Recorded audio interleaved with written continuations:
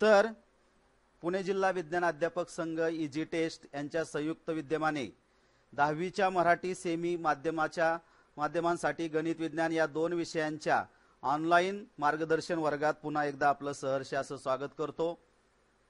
आणि आपण लाईव्ह पहा, ऑफलाईन व्हिडिओ सुद्धा तुम्ही पाहू शकताय आणि जास्तीत जास्त ज्ञानग्रहणाचं काम आपण करायचं आहे।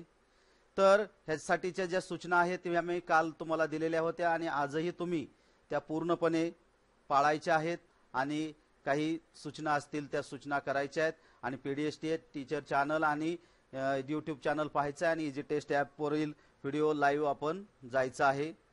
तर पुन्हा एकदा सर्वांचं स्वागत करून मी रोहिदास शेकाळ, उपशिक्षक रचना विद्यालय होळकरवाडी आणि अध्यक्ष पुणे जिल्हा विज्ञान अध्यापक संघ। संपर्कासाठी फोन नंबर दिलेला आहे, काय अडचण आली तर आपण संपर्क करू शकता। मेल दिलेला आहे, मेलवर सुद्धा आपल्या काही अडचणी, उदाहरणं, काही विज्ञानाचा भाग तुम्ही देऊ शकताय। तर समरूपता प्रकरण, या समरूपता प्रकरणाची सुरुवात आपण केली गुणधर्माने। त्याच्यामध्ये आपण 4 गुणधर्म अभ्यासले। त्या 4 गुणधर्मांचा उपयोग आपण प्रमाणाचे मूलभूत प्रमेय सोडवण्यासाठी केला। त्याच्यानंतर कोन दुभाजकाचं प्रमेय आपण अभ्यासलेलं आहे, त्याच्या सोडवण्यासाठी त्या गुणधर्मांचा वापर केला। त्यानंतर 3 समांतर रेषांचा गुणधर्म पाहिला, ते गुणधर्म सोडवताना प्रमाणाच्या मूलभूत प्रमेयाचा आपण आधार घेतला आणि या 4 गुणधर्मांचा अभ्यास पाहिलेला आहे। आज आपण समरूपतेच्या भागाकडे जाणार आहे। आता समोर तुम्हाला 2 त्रिकोण दिसतात। त्या 2 त्रिकोणामध्ये हा जो त्रिकोण दिसतोय, ह्या त्रिकोण मोठा दिसतोय आणि हा एक छोटा दिसतोय। म्हणजे ह्यांच्यामध्ये तुलना केली तर त्या आकृत्यांचे जे आकार आहेत ते आकार आपल्याला त्रिकोणाचे म्हणजे सारखे वाटतात। म्हणजेच आपल्याला समरूप त्रिकोणाची जर व्याख्या करायची म्हटलं तर समरूप त्रिकोण त्यांचे जे कोन आहेत त्या कोनांच्या बाबतीत सारखेपणा असतो, म्हणजे त्यांचे कोन मित्रांनो एकरूप असतात आणि त्यांच्या संगत बाजू ज्या आहेत, मग कोणत्या बाजू संगत जोड्या लावल्यानंतर त्यांची संगती वेगवेगळ्या 6 प्रकारे लावता येते। त्यातली आपण जे आवश्यक आहे ती संगती घेऊन त्यांच्या संगत बाजू, कोणत्याही बाजू जर तुम्ही लावायचा प्रयत्न केला तर त्या प्रमाणात येणार नाहीत। तर त्याच्या संगत हा शब्द फार महत्त्वाचा आहे, संगत बाजू प्रमाणात असतात। आपण समरूप त्रिकोणाचे भाग पाहू की हा एक त्रिकोण आहे ए बी सी। आता ए बी सी त्रिकोण आणि दुसरा त्रिकोण आहे डी ई एफ। आता ह्या 2 त्रिकोणांमध्ये आपल्याला जर समरूपतेच्या व्याख्येप्रमाणे जर जायचं म्हटलं तर आपण म्हणणार आहे त्यांचे कोन एकरूप आहेत। मग कोणते कोन एकरूप आहेत? त्रिकोण एबीसी आणि त्रिकोण डी ई एफ मध्ये। तर पहा ए कोन हा ह्या डी ई एफ मध्ये कुणाशी एकरूप येतोय ते पहा, तर डी सी। म्हणजे आपण असं म्हणू शकतो की कोन ए एकरूप कोन डी। म्हणून कोन जर आपल्याला हे दिलेलं असेल कोन एकरूप, कोन ए एकरूप कोन डी, तर आपण दुसरा त्रिकोण पाहू कोन बी आणि कोन ई। हे सुद्धा आपल्याला दिलेलं आहे की दोन्ही कोन एकरूप आहेत, म्हणून कोन सी आणि कोन बी आणि कोन ई हे दोन्ही एकरूप आहेत। नंतर हा कोन सी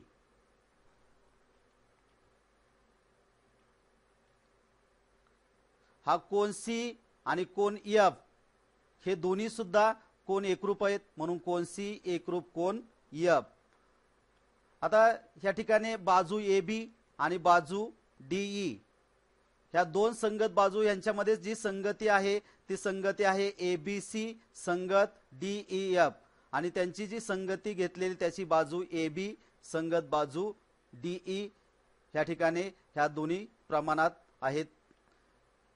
त्यानंतर ही बाजू बी सी आणि बाजू ई एफ ह्या दोन्ही सुद्धा प्रमाणात आहेत, म्हणून बी सी छेद ई एफ।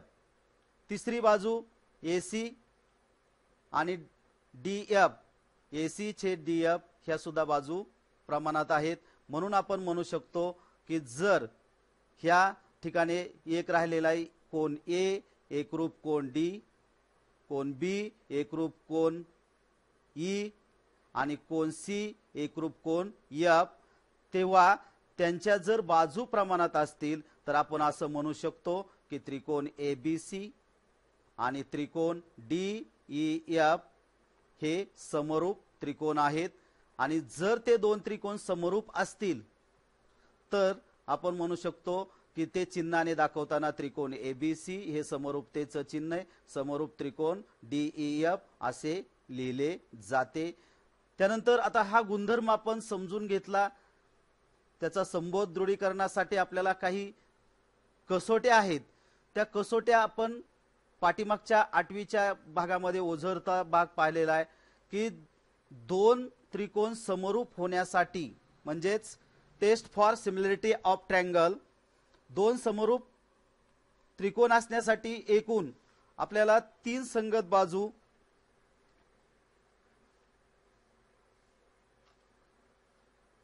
समरूप त्रिकोणाच्या कसोट्या पाहताना दोन त्रिकोण जर समरूप असण्यासाठी त्यांच्या तिन्ही संगत बाजू प्रमाणात असणे आणि 3 संगत कोन एकरूप असणे.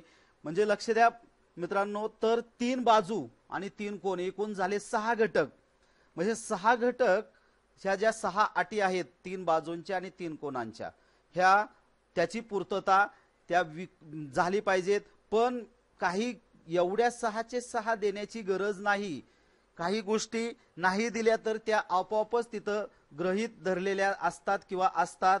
तर त्या अटींपैकी कोणत्याही 3 अटी जर त्याची पूर्तता झाली तर ते दोन त्रिकोण आपोआपच समरूप होतात. म्हणजे दोन त्रिकोण समरूप होण्यासाठी 3च विशिष्ट अटी पुरेशा असतात.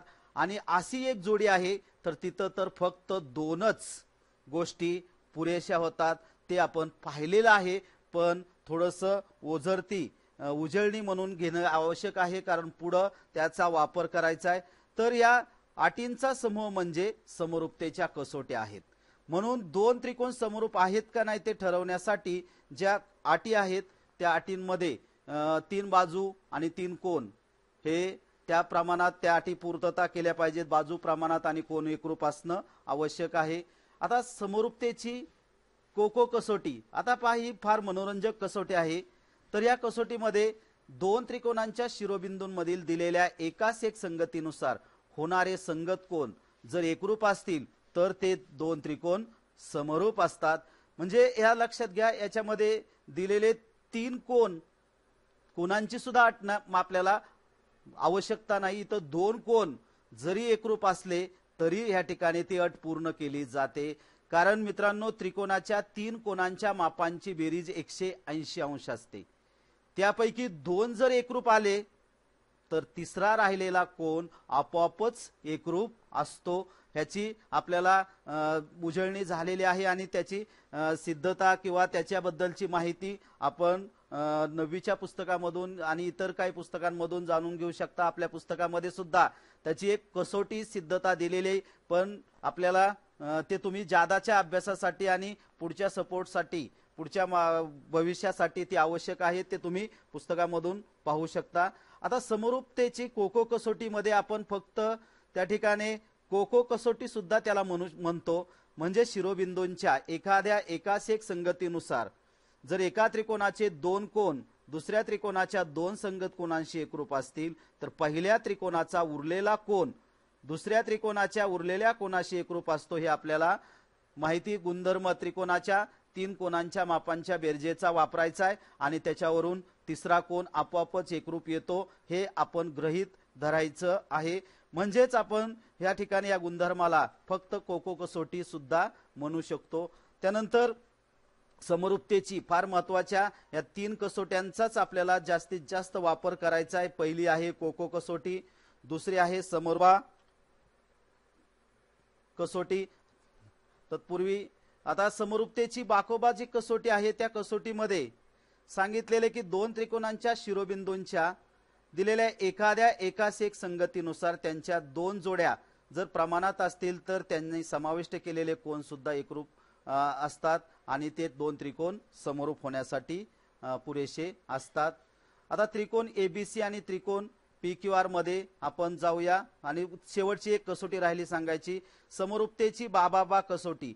दोन त्रिकोणांच्या शिरोबिंदूंमधील एखाद्या एकास एक संगतीनुसार जेव्हा एका त्रिकोणाच्या तिन्ही बाजू दुसऱ्या त्रिकोणाच्या तिन्ही बाजूंशी एकाच प्रमाणात असतात तेव्हा ते दोन त्रिकोण समरूप असतात। हे बाबा कसोटीनुसार आपल्याला पाहता येतं। म्हणजे तीन कसोट्या, एक कोको कसोटी, दुसरी बाकोबा कसोटी आणि तिसरी बाबा कसोटी, या तीन कसोट्या समरूपतेच्या आपल्याला वापर करायचा आहे। आता एक आकृतीमध्ये आपण पाहू त्रिकोण एबीसी आणि त्रिकोण PQR मध्ये। आता हा त्रिकोण एबीसी आणि त्रिकोण PQR, आता या त्रिकोणामध्ये जर एबीसी संगत PQR जर असेल तर त्याच्यामध्ये हा ए कोन पी कोणाशी एकरूप, हे दाखवू, कोन ए एकरूप, कोन पी, हा बी कोन हा क्यू कोणाशी जर एकरूप असेल म्हणजे बी आणि क्यू कोन एकरूप आहे। तिसरा कोन सी आणि कोन आर हे सुद्धा एकरूप आहेत। म्हणजे जेव्हा तीन कोन एकरूप दिलेले आहेत त्यावेळेस या ठिकाणी आपल्याला त्रिकोण एबीसी समरूप त्रिकोण PQR असं म्हणू शकतो। हा भाग पाहिला आपण। आता पुढचा पाहायचा आहे समरूपतेची बाकोबा कसोटी। दोन त्रिकोणांच्या शिरोबिंदूंच्या एखाद्या एकास एक संगतीनुसार त्यांच्या संगत बाजूंच्या दोन जोड्या एकाच प्रमाणात असतील तर त्या बाजूंनी समाविष्ट केलेले कोन एकरूप असतील तर ते दोन त्रिकोण समरूप असतात। पुढची तिसरी कसोटी जी आहे समरूपतेची बाबा कसोटी, म्हणजे side side test for similarity or triangle. दोन त्रिकोणांच्या शिरोबिंदूंमधील एखाद्या एकास एक संगतीत जेव्हा एका त्रिकोणाच्या तिन्ही बाजू दुसऱ्या त्रिकोणाच्या तिन्ही बाजूंशी एकाच प्रमाणात असतात तेव्हा ते दोन त्रिकोण समरूप असतात। या तीन ज्या कसोट्या आहेत ह्या तीन कसोट्या आपण जर व्यवस्थित समजून घेतल्या आणि तर त्याचा वापर आपल्याला पुढे करता येणार आहे प्रभावीपणे। आता समरूप त्रिकोणांचे गुणधर्म पहा, एक तीन गुणधर्म आपण अभ्यासलेले आहेत। तीन गुणधर्म आपण प्रत्येक वेळेस ते वापरतो। ह्याच्यामध्ये पहिला जो गुणधर्म आहे तो गुणधर्म आहे परावर्तनता। म्हणजे जेव्हा दोन त्रिकोणांची ज्यावेळेस आपण तुलना करण्याच्या ऐवजी प्रत्येक स्वतःशी तुलना करतो आपण, मग स्वतःमध्ये काय तर प्रत्येक त्रिकोण हा स्वतःशी पहिल्यांदा समरूप असतो। म्हणजे त्या गुणधर्म आहे त्याला परावर्तनता, रिफ्लेक्सिव्हिटी, हा गुणधर्म आपण पाहतो। दुसरा जो गुणधर्म आहे, जर त्रिकोण एबीसी समरूप त्रिकोण समजा DEF बरोबर असेल म्हणजे पहिला दुसऱ्याशी, त्यावेळेस दुसरा आपोआपच पहिल्याशी येतो, म्हणून तिथं सममितता ही कसोटी आपण पाहतो। आणि तिसरी, जर त्रिकोण पहिला त्रिकोण दुसऱ्याशी, दुसरा त्रिकोण तिसऱ्याशी, तेव्हा पहिला त्रिकोण तिसऱ्याशी समरूप असतो, त्याला म्हणतात संक्रमकता कसोटी। ह्या ज्या तीन कसोट्या तुम्हाला स्क्रीनवर दिसतात त्या तीनही कसोट्यांचा वापर कधीतरी आपल्याला उदाहरणं सोडवताना आणि ते कळत नकळत तो गुणधर्म येऊन जातो। शिक्षक सांगताना सांगतात, पुस्तकामध्ये काही वेळेस तो म्हणजे नसतो दिलेला, पण त्या ठिकाणी तो गृहीत धरावा लागतो आणि तो गृहीत धरूनच आपल्याला त्या ठिकाणी ह्या गुणधर्मांचा वापर करावा लागतो। म्हणजे परावर्तनता म्हणजे प्रत्येक त्रिकोण स्वतःशी समरूप असतो। सममितता, पहिला त्रिकोण दुसऱ्या त्रिकोणाशी समरूप असतो तर दुसरा त्रिकोण पहिल्याशी समरूप असतो। आणि तिसरा गुणधर्म संक्रामकता, त्याच्यामध्ये पहिला त्रिकोण दुसऱ्या त्रिकोणाशी समरूप असतो आणि दुसरा त्रिकोण तिसऱ्या त्रिकोणाशी समरूप असतो तेव्हा तिसरा त्रिकोण पहिल्या त्रिकोणाशी समरूप असतो। हे गुणधर्म आपल्यासाठी महत्त्वाचे आहेत। पुढे पाहणारे आपण आता काही उदाहरणांच्या गुणधर्मांचा अभ्यास करणारे, थोडासा प्रिव्ह्यू, कारण गणित हा विषय असा आहे त्यातली त्यात भूमिती असा विषय की जर पुढे कंटिन्यू करत गेलो तर मागे विस्मरण होण्याची शक्यता दाट असते। म्हणून या ठिकाणी आकृतीमध्ये तुम्ही चार्ट करू शकता की याच्यामध्ये आपल्याला काय दिलेलं आहे। आता याच्यामध्ये आपल्याला काय दिसतंय, मी जर असा विचार केला तर मला इथं PQ हा AC ला समांतर दिसतोय, हा मी एक विचार करेल। मग जर तो समांतर असेल तर माझ्या समोर प्रमाणाचे मूलभूत प्रमेय आल्याशिवाय राहणार नाही। म्हणून प्रमाणाचं मूलभूत प्रमेय जर समोर आपल्या आलं तर आपल्याला तो गुणधर्म कसा वापरायचा तर ते आपल्या लक्षात आलं पाहिजेत, म्हणून तो गुणधर्म मी एकदा प्रिव्ह्यू मध्ये घेण्याचा प्रयत्न केलेला आहे। तर त्रिकोण एबीसी मध्ये जर दिलेल्या अटी पी हा ए बी आणि ए च्या दरम्यान असेल आणि क्यू हा बी आणि सी च्या दरम्यान असेल आणि पी क्यू समांतर जर एसी असेल तर आपण म्हणतो की बीपी छेद पी ए बरोबर बी क्यू छेद क्यू सी। हा जो गुणधर्म आहे हा प्रमाणाच्या मूलभूत प्रमेयाचा गुणधर्म। मित्रांनो, आकृती फिरून नाव बदलून आपण सराव करायचा आणि ह्याच्यामध्ये फक्त या ठिकाणी किमती टाकायच्या आहेत। 1 मार्कांसाठी 2 मार्कांसाठी ह्याच्यावरचे जी उदाहरणं आहेत ती उदाहरणं येतात। आता ह्याच्यामध्ये जर विचार केला तर तुम्ही उदाहरण घ्या, मी आता इथं तुम्हाला दाखवत नाही, पण उदाहरण जर तुम्ही घेतलं आणि ते उदाहरण तुम्ही वहीमध्ये आता समोर जरी सोडवलं तरी चालणार आहे। जर मी समजा ह्या ठिकाणी एपी ची किंमत 6 दिली आणि बीपी ची किंमत 8 दिली आणि क्यूसी ची किंमत 8 दिली तर बीक्यू ची किंमत किती येईल सोडून पहा एकदा आणि त्याचं आलेलं उत्तर आपल्या चार्ट मध्ये नोंदवू शकता। हा एक गुणधर्म आपण पाहिलेला होता आणि त्याची आपण उजळणी उदाहरणांच्या सहाय्याने घेऊ शकतो। दुसरं, आपण आता समरूपतेचे जे प्रमेय आहेत त्या प्रमेयाचे भाग पाहण्यापूर्वी एकच मिनिट।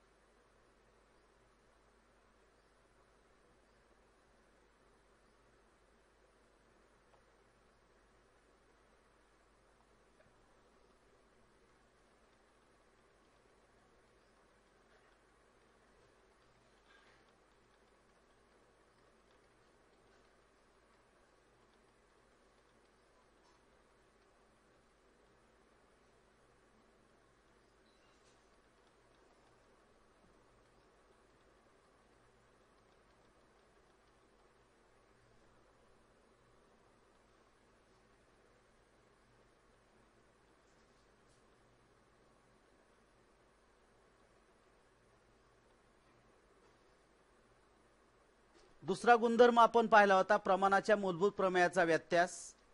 तर त्याच्यामध्ये काय दिलेलं आहे की या त्रिकोण पी क्यू आर मध्ये एस हा पी आणि क्यू च्या दरम्यान असेल, टी हा पी आणि आर च्या दरम्यान असेल तर पी एस छेद एस क्यू, पी टी छेद टी आर आणि एस टी समांतर क्यू आर ह्या ठिकाणी आपल्याला हा गुणधर्म बाजू जर प्रमाणात असतील तर जी बाजू प्रमाणात ज्याच्यामुळे झालेल्या त्या रेषेमुळे रेख एस टी हा क्यू आर ला समांतर असतो। त्यानंतर हा एक गुणधर्म पाहिला होता कोन दुभाजकाचा गुणधर्म की त्रिकोण ए बी सी मध्ये किरण बीडी हा कोन एबीसी चा दुभाजक असेल तर हे झालेले जे कोन आहेत ते कोन एकरूप असतील म्हणजे होतात, त्यावेळेस या ठिकाणी उरलेल्या ज्या बाजू आहेत ए बी बी सी यांचं गुणोत्तर हे एडी छेद डीसी बरोबर असतं। हा गुणधर्म आपण अभ्यासलेला आहे। त्यानंतर हा 3 समांतर रेषांचा गुणधर्म अभ्यासलाय की 3 समांतर रेषांना मी आता आकृती आडवी घेतलेली, जर एल आणि एम या 2 रेषांनी छेदला असेल तर त्या पहिल्या छेदिकेवरचे आंतरछेद ए बी आणि बी सी यांचं गुणोत्तर, दुसऱ्या छेदिकेवरचे आंतरछेद एक्स वाय आणि वाय झेड यांचं गुणोत्तर हे समान म्हणजे प्रमाणात असतं। हा गुणधर्म आपल्याला पाहिलेला आहे। त्यानंतर त्रिकोण एबीसी हा एक उदाहरण देतोय मी, त्याच्यामध्ये हा त्रिकोण एबीसी घेतलाय, एबीसीची डीबीची किंमत 5.4 घेतली, एडीची किंमत 1.8 घेतली, ईसीची किंमत 7.2 सेमी घेतली आणि एईची किंमत आपल्याला काढायची. तर प्रयत्न करा, काढण्याचा प्रयत्न करायचा आहे. किती येते किंमत पुढे मी दाखवणारच आहे, पण आधी तुम्ही सोडवा. एडीची किंमत 1.8 आहे, डीबीची किंमत 5.4 आहे, ईसीची किंमत 7.2 आहे. तर एईची किंमत काढा. पटकीने सोडवा आणि तुम्ही चार्टमध्ये त्याचे उत्तर देऊ शकता आणि पुढे समोर आल्यानंतर पाहू शकता. पटपट तिरकस गुणाकार करायचा आहे. एडी छेद डीबी बरोबर एई छेद ईसी किमती टाका आणि तिरकस गुणाकार करा आणि उत्तर आपल्याला मिळेल. तर लक्ष द्या, इथं आपण प्रमाणाचं मूलभूत प्रमेय वापरलं, किमती टाकल्या आणि किमती टाकल्यानंतर आपल्याला 2.4 सेमी हे उत्तर मिळालेलं असेल. ज्यांचं उत्तर येई बरोबर 2.4 सेमी आलं त्या सर्वांचं अभिनंदन. त्यानंतर त्रिकोण PQR मध्ये रेख RS हा कोन R चा दुभाजक आहे. जर PR बरोबर 15, RQ बरोबर 20, PS बरोबर 12 तर SQ ची किंमत काढायची. पहा आकृती समोर आहे. PQR R किरण RS किंवा रेख RS हा कोन दुभाजक आहे. कोन दुभाजकामुळे झालेले कोन एकरूप आहे, पण या ठिकाणी कोनांचा आपल्याला तर नाही विचार करायचा. तर PR ची किंमत 15 आहे, RQ ची किंमत 20 आहे, PS ची किंमत दिली 12 आणि SQ ची किंमत विचारली. कोन दुभाजकाचा गुणधर्म वापरायचा आहे. PR किंवा RP छेद RQ बरोबर PS छेद SQ. आता इथं लक्षात घ्या, एक थोडासा बऱ्याच वेळा विद्यार्थी लिहिताना चुका करतात. जर आपण PR बाजू घेतली तर दुसऱ्या बरोबर चिन्हाच्या दुसऱ्या बाजूला PS अगोदर घ्यायचा, म्हणजे चूक होणार नाही आणि आपलं उत्तर चुकणार नाही. तर पहा उत्तर ज्यांचं बरोबर आलेलं असणार आहे. तर PR छेद RQ बरोबर PS छेद SQ कोन दुभाजकाचा गुणधर्म म्हणून 15 छेद 20 बरोबर 12 छेद SQ. तिरकस गुणाकार करायचा आहे. SQ बरोबर 12 गुणिले 20 छेद 15 बरोबर 16 म्हणून SQ बरोबर 16 ही किंमत आपल्याला मिळालेली आहे. त्यानंतर हा 3 समांतर रेषांचा जो गुणधर्म आपण पाहिलेला होता, त्या 3 समांतर रेषा मध्ये ह्या 2 त्याच्या छेदिका आहेत. AC एक आंतरछेद आहे, CE आंतरछेद आहे, BD आंतरछेद आहे, DF आंतरछेद आहे. आता याच्या किमती दिलेल्या आहेत की AC बरोबर 5.4 आहे, CE बरोबर 9 आहे किंमत, BD बरोबर 7.5 आहे. तर चौकटी आपल्याला भरायच्या आहेत. आता या चौकटीमध्ये या 3 रेषा एकमेकींना समांतर आहेत. मग आता AC छेद CE येणार आहे म्हणून AC छेद CE. त्यानंतर इथं BD छेद DF दिलेला आहे म्हणून इथं काय किंमत असणार आहे BD. आता इथं कोणता गुणधर्म वापरला तर 3 समांतर रेषांच्या छेदिकेचा गुणधर्म आपण पाहतो. 3 समांतर रेषा व त्यांचा गुणधर्म. आता तिरकस किमती टाकायच्या, त्याच्यामध्ये किमती टाकून शेजारी आकडेमोड करायची. यात किंमत टाकली 7.5, DF ची किंमत टाकायची. तर DF गुणिले 5.4 बरोबर 9 गुणिले 7.5 म्हणजेच 9 गुणिले 7.5 भागिले 5.4. पाडा मोजा आणि DF ची किंमत काढा, ती 12.5 येते. अशा पद्धतीने हे आपण गुणधर्म जे आहेत म्हणजे प्रमाणाचं मूलभूत प्रमेय, प्रमाणाच्या मूलभूत प्रमेयाचा व्यत्यास, कोन दुभाजकाचा गुणधर्म त्याचं प्रमेय आणि त्याच्यावरचं एक्झाम्पल, आणि आता 3 समांतर रेषांचा गुणधर्म आणि त्याचा अभ्यास. आपण अशा पद्धतीने आपल्या गुणधर्माचं दृढीकरण फार होणं गरजेचं आहे. जोपर्यंत दृढीकरण होणार नाही तोपर्यंत पुढचा जो भूमितीमधला आनंद आहे तो आनंद आपल्याला मिळणार नाही. त्यामुळं प्रत्येक ठिकाणी सोडून पहा, आकृतीचं वाचन बोट फिरून करायला शिका आणि निश्चितच भूमितीमध्ये पैकीच्या पैकी गुण मिळवण्यासाठी फार छान आणि कमी वेळात कमीत कमी वेळामध्ये कमीत कमी पानं लिहून जास्तीत जास्त मार्क मिळवून देणारा जर विषय कोणता असेल तर तो म्हणजे भूमिती विषय आहे आणि त्या भूमिती विषय फार महत्त्वाचा आहे। पुढे प्रत्येक ठिकाणी जीवनामध्ये भूमिती सकाळी उठल्यापासून संध्याकाळी झोपेपर्यंत प्रत्येक ठिकाणी घरातल्या ज्या वस्तू आहेत त्या सर्व त्या भौमितिक आकारामध्येच बनवलेल्या असतात आणि प्रत्येक ठिकाणी मोजमाप आपल्याला असतं आणि ते वापर आपल्याला करायचा आहे। तर आता आपण महत्त्वाचा गुणधर्म महत्त्वाचं प्रमेयाकडे जातोय आणि हे प्रमेय फार महत्त्वाचं आहे। म्हणजे आपण या प्रकरणातलं चौथं जे प्रमेय आहे, पहिलं प्रमेय पाहिलेलं होतं प्रमाणाचं मूलभूत प्रमेय, दुसरं प्रमेय पाहिलं होतं कोनदुभाजकाचं प्रमेय, तिसरं प्रमेय तीन समांतर रेषांच्या गुणधर्माचं आणि आता चौथं समरूप त्रिकोणांच्या क्षेत्रफळांचं प्रमेय आपण पाहतोय।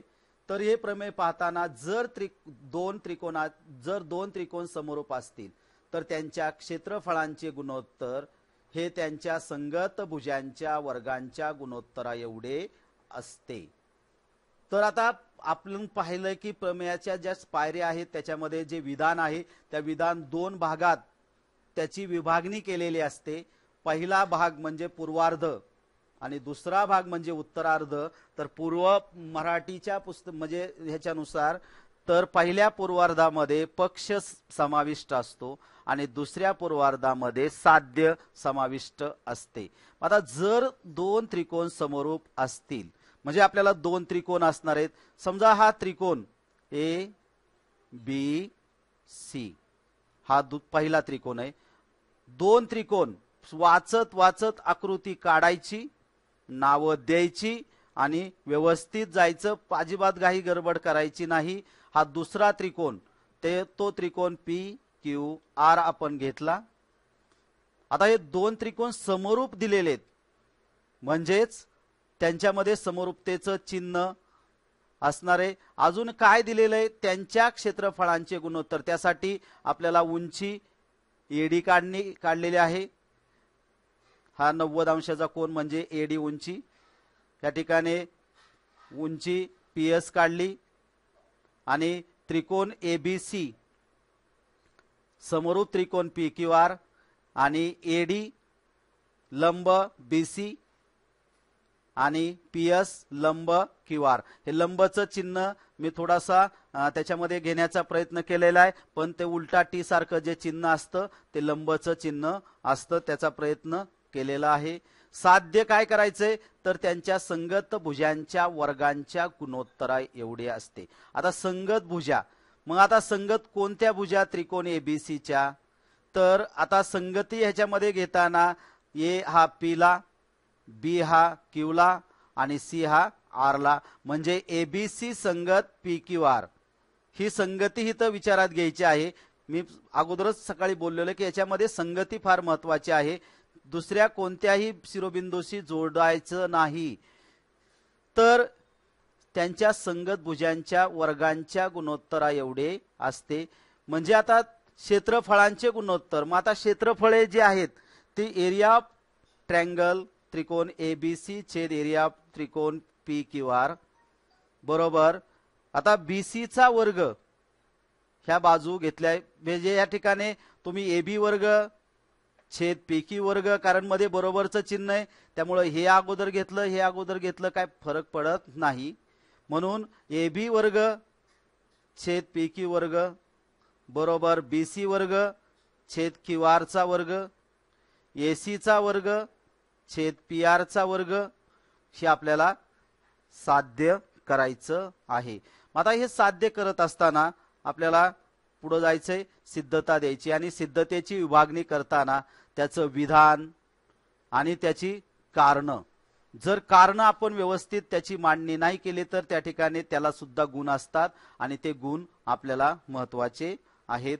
तर आता याच्यात सिद्धता देताना सुरुवातीला जर दोन त्रिकोण पुन्हा पुन्हा विधानाकडे जायचं, त्रिकोण समरूप असतील तर त्यांच्या क्षेत्रफळांचे गुणोत्तर हे आपण लिहिलं, area of triangle ABC upon area of triangle P Q R is equal to BC square upon Q R square is equal to AB square upon P Q square is equal to AC square upon P R square. म्हणजे त्यांच्या संगत बाजूंच्या वर्गांच्या प्रमाणात आपल्याला दाखवायचं आहे क्षेत्रफळांचं गुणोत्तर।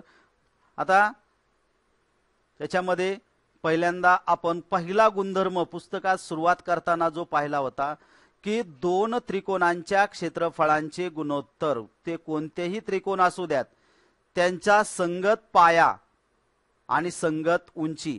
मग आता पहिल्या त्रिकोणाचा पाया आहे BC, PQR त्रिकोणाचा पाया आहे QR।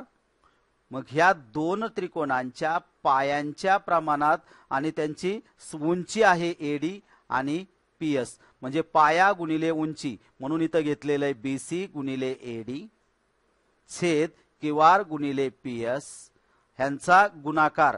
तिथं फक्त पुढे मी वेगळा लिहिलाय की BC छेद QR आणि AD छेद PS, हे पहिलं विधान।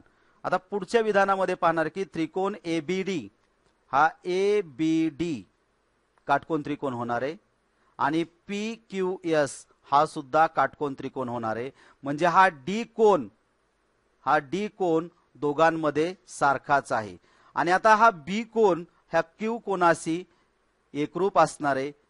मित्रांनो, आज आपण सकाळी पहिल्यांदा सुरुवातीला जी कसोटी पाहिली ती कसोटी कोणती पाहिली की त्रिकोणामध्ये जेव्हा तीन कोण दुसऱ्या त्रिकोणाच्या तीन कोणांशी एकरूप असतात तेव्हा ते दोन त्रिकोण समरूप असतात। म्हणून आता हा ADB 90 अंशाचा आहे, PSQ सुद्धा 90 अंशाचा आहे आणि कोण B एकरूप कोण Q हे आपण मांडणी दाखवलेलं आहे, म्हणजे दोन कोण एकरूप झाले। मग हा राहिलेला कोण BAD आणि QPS हा आपोआपच एकरूप असणार आहे, कारण जर दोन कोण एकरूप असतील तर तिसरा आपोआप असतो, हे दाखवायची आवश्यकता नाही। म्हणून या ठिकाणी कोको समरूपता कसोटीनुसार कोण B आणि कोण Q हे दोन्ही बरोबर आहेत, एकरूप आहेत। म्हणून आपल्याला पक्षामध्ये जे सांगितलेलं आहे की त्रिकोण ABC समरूप त्रिकोण PQR, ह्याचा अर्थ असा की याच्यात 6 घटक समाविष्ट आहेत।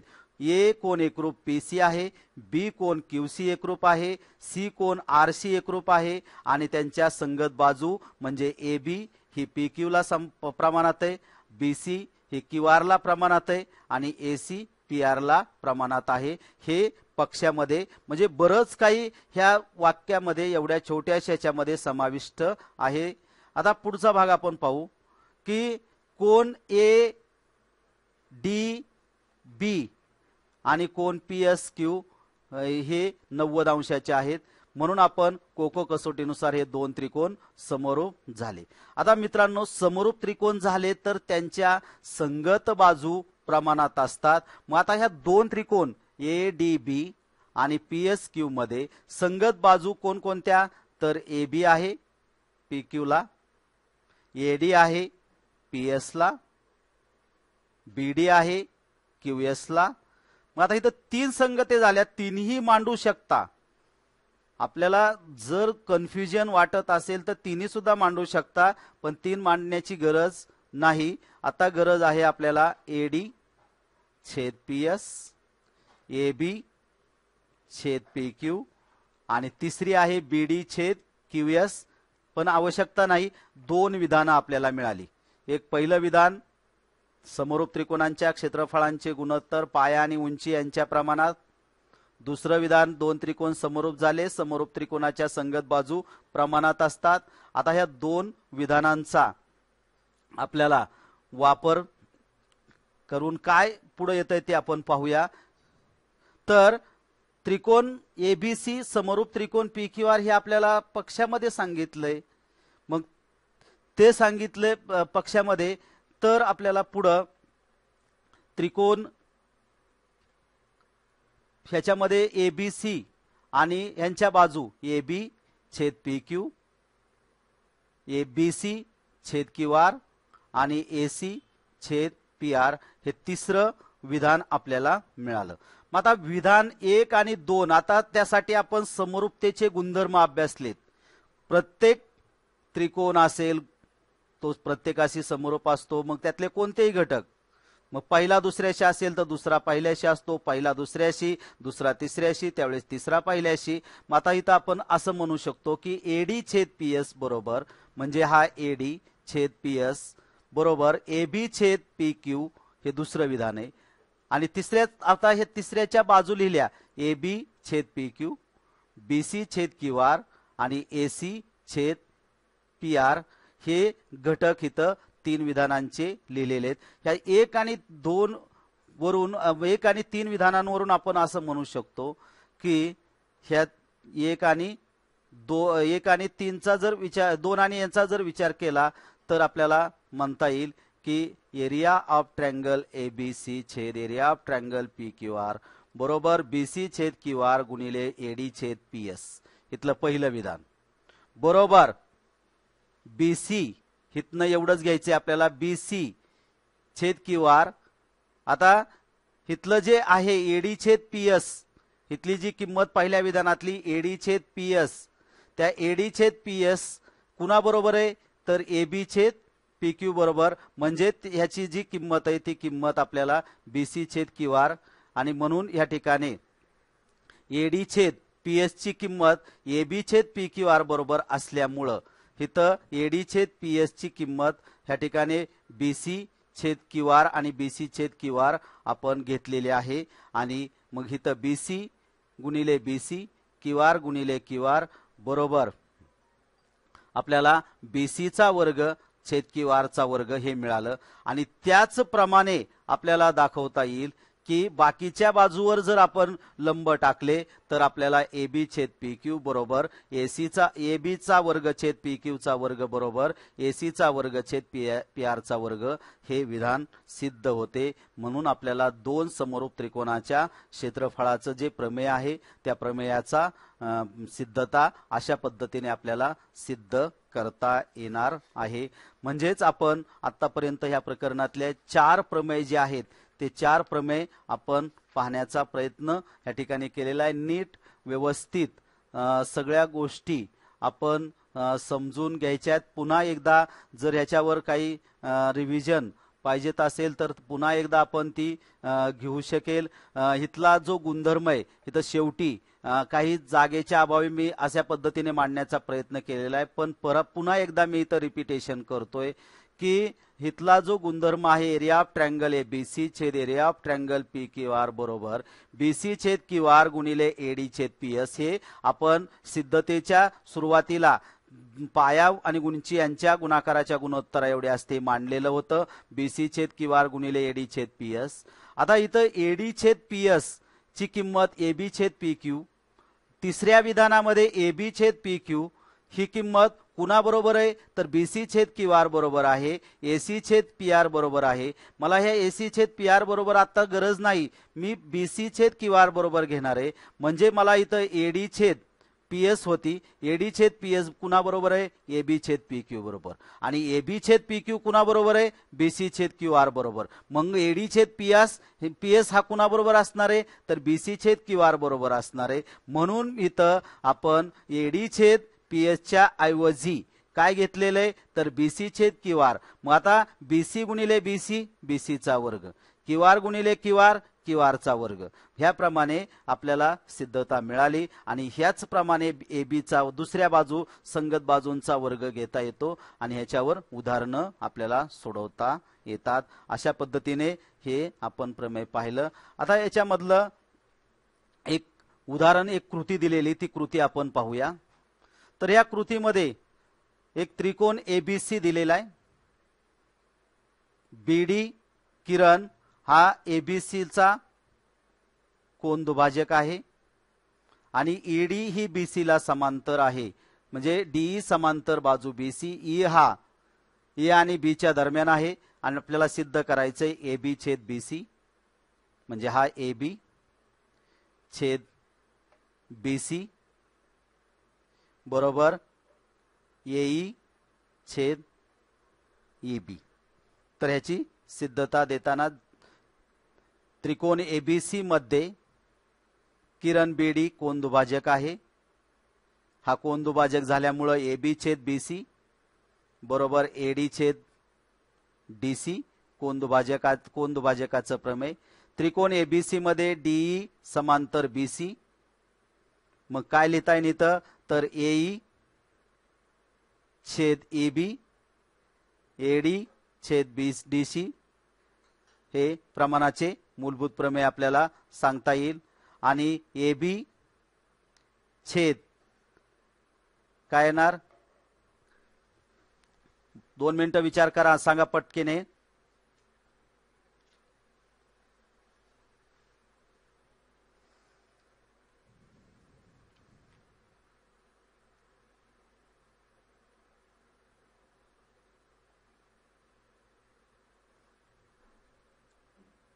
तर ए बी छेद काय येणार आहे बीसी आणि इथं ए बी दिलेला आहे तर इथं येईल 1 आणि 2 वरून आपल्याला हे मांडता येतं. अशा प्रकारे आपण आज तिसरं जे समरूपतेवरचं घटक आहे आणि तिसरं प्रमेयाचा आणि गुणधर्माचा भाग संपलेला. आता याच्यातली काही उदाहरणं राहिलेली ते उदाहरणं आपण पुढच्या सेशनमध्ये पाहणार आहे. आता तुम्ही सर्वजण लाईव्ह मध्ये पाहिलेले आता तुमचे काही प्रश्न असतील त्या प्रश्नांकडे जाणारे. तत्पूर्वी हे जे व्हिडिओज आहेत ते व्हिडिओ पीडीएसटीच्या चॅनलला उपलब्ध असणार आहेत आपल्याला पाहण्यासाठी. आपण त्याला पाहिल्यानंतर लाईक्स करायचे, शेअर करायचेत मित्रांना आणि मित्रांनो सबस्क्राईब करायला विसरायचं नाही. म्हणजे आम्हाला पुढचे जे व्हिडिओज आहेत ते व्हिडिओज आपल्यापर्यंत पोहोचवणं शक्य होणार आहे. आणि तुम्हाला सुद्धा या यूट्यूबच्या महाजालामध्ये नेमकं कुठं पाहायचंय कुठं नाही आणि ते आपण विसरायचं नाही. सबस्क्राईब करायचंय सर्वांनी. जर आज आपल्या समोर असतील आपण जेवढे जे जण आहात तेवढ्या सगळ्यांचे सबस्क्राईब्स करायचे म्हणजे आम्हाला तेवढा सपोर्ट मिळणार आहे मित्रांनो. ती माझी विनंती राहील. Thanks for watching video. आपण जे आत्ताचं लाईव्ह सेशन पाहिलं त्याबद्दल सर्वांना धन्यवाद. आणि लर्न फ्रॉम होम हा जो उपक्रम चालू केलेला आहे त्यामध्ये आमच्या शाळेतले शिक्षक असतील, विद्यार्थी असतील, तुम्ही सर्वजण पुढे बसलेले आहात. इजी ॲप्सचे सर्व टीम असणार आहे, पीडीएसटीचे आमची सर्व टीम असणार आहे. या सर्वांनी छानपैकी सपोर्ट केला त्याबद्दल धन्यवाद. आणि तुमचे जे काही प्रश्न असणार आहेत ते प्रश्न मला जर चॅटमध्ये पाहायला मिळाले तर ते निश्चितच मला चांगल्या प्रकारे पुढचे व्हिडिओज ही करायला सोपं जाणार आहे. तर कुणाचे काही जर चॅटमध्ये प्रश्न असतील तर मी एकदा पाहतोय.